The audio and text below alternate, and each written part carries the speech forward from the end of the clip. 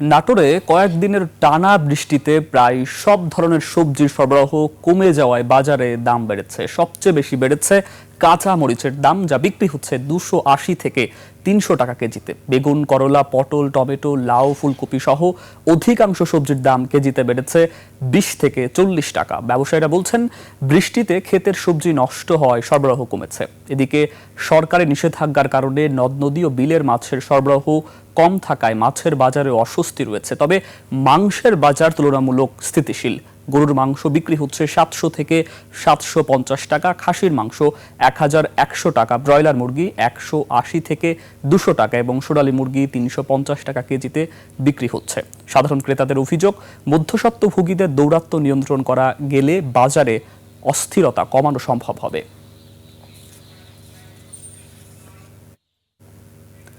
নাটোর থেকে কাঁচা বাজার পরিস্থিতির খবর জানাতে যুক্ত হচ্ছেন প্রতিনিধি SM রওশন।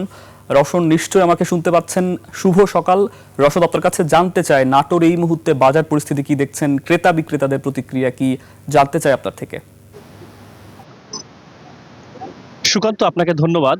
আমি এই মুহূর্তে দাঁড়িয়ে আছি নাটোরের স্টেশন বাজার এলাকায় একটি কাঁচা বাজারে।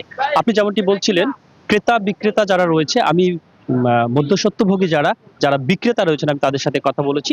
তারা আমাকে যেমনটি জানিয়েছেন সেটি হলো যে টানা বর্ষণ এবং ভারী বর্ষার কারণে সবজির ক্ষেতগুলো নষ্ট হয়ে যাওয়ার কারণে সবজির সরবরাহ কমে গিয়েছে। আর সবজি সরবরাহ কমে যাওয়ার কারণেই এমনটা বাজারে অস্থিতিশীল পরিস্থিতি একটি সৃষ্টি হয়েছে। আর ভোক্তা যারা রয়েছেন, আমি তাদের সাথে কথা বলেছি।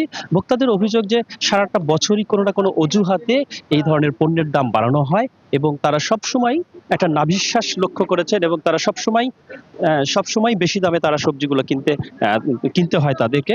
এবং এছাড়া আমি ভোক্তা অধিকারের সাথে কথা বলেছি। ভোক্তা অধিকার যেমনটি জানিয়েছেন, সেটি অনেকটা ব্যবসায়ীদের সাথেই সুর মিলিয়ে কথা বলতেছেন এবং তারাও জানিয়েছেন এই টানা বর্ষণ এবং বৃষ্টির কারণে এমনটা হচ্ছেন। এছাড়া আমি আশপাশের হাট বাজারে ঘুরে দেখেছি, সেখানে একই পরিস্থিতি। নাটোরের যে সবজি বাজার যেগুলো রয়েছে সেখানেও একই রকম দাম বৃদ্ধি পেয়েছে এবং তারা যেমনটি বলছেন, তারা সেটা হচ্ছে সরবরাহ কম।